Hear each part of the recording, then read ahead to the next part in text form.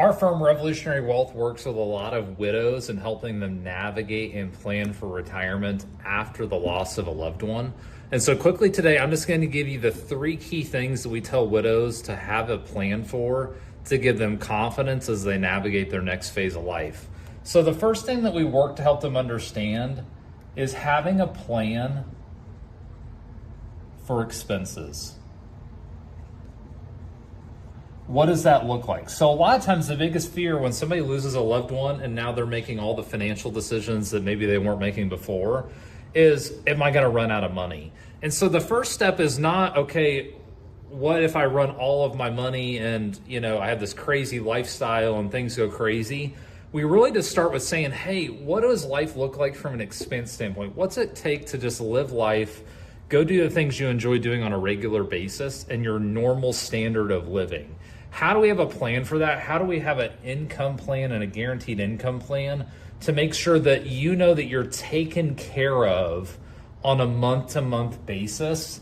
From there, that's the starting point, and we can then move into, okay, what are the strategies and put to make sure that you're protected for long-term care, trips, taking care of the next generation. But initially, when it comes to just building confidence, it's knowing to say, hey, I'm going to be okay to live life as it is now for the next 20, 30, 40 years and beyond. And so the first step is actually just have a plan for living expenses and standard of living as it has always been or what you believe it should be and navigating that conversation. The second is planning for taxes.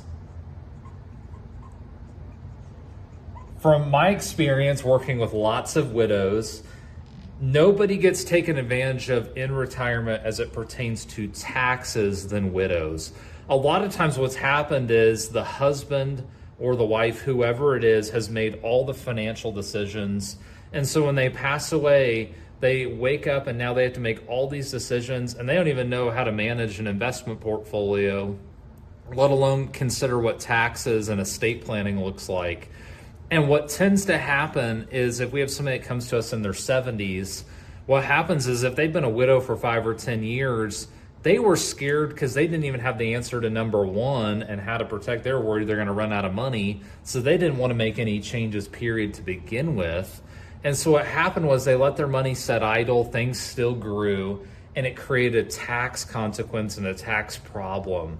And the people who come to us that pay the most money in taxes are widows that had we met them 10 years before, we could have planned to proactively and reduce their taxes.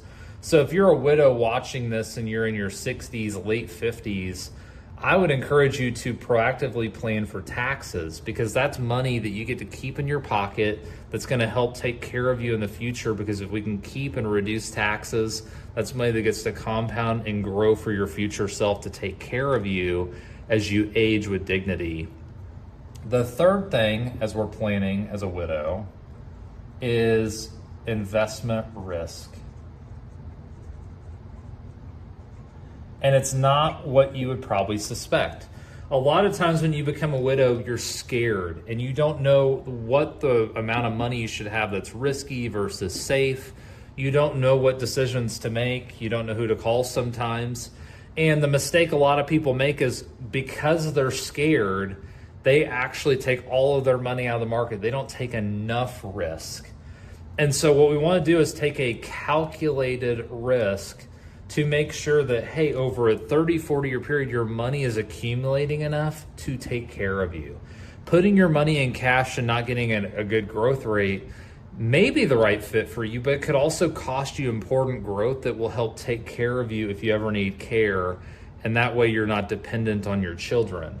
And so I'm not telling you that you need to go take crazy investment risks, very speculative, but you want to take the appropriate amount of risk for your situation and trust somebody or have a plan for yourself to manage these assets in a way that grows prudently enough so that way you have extra money as you age to take care of you.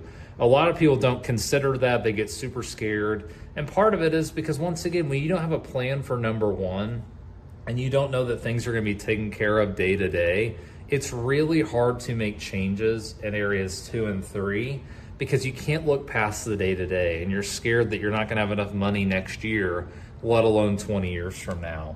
And so this is really where we slow a widow down, and we really just boil it down to, hey, let's just start with the fundamentals. The foundation is knowing, hey, you're gonna be okay. You're not gonna run out of money. We're gonna make sure you're safe. And then the building on, okay, how do we keep more money in your pocket by reducing taxes? And then also, how do we take the right amount of risk so that way you get growth? That way you're protected from healthcare risks, inflation risks, all the different things that are coming along the way as you age with dignity and you don't want to be dependent on somebody else. So just real quick, these are the 3 things that as you're planning as a widow that you should consider, and it's based on our experience helping widows at Revolutionary Wealth. Hopefully this helps.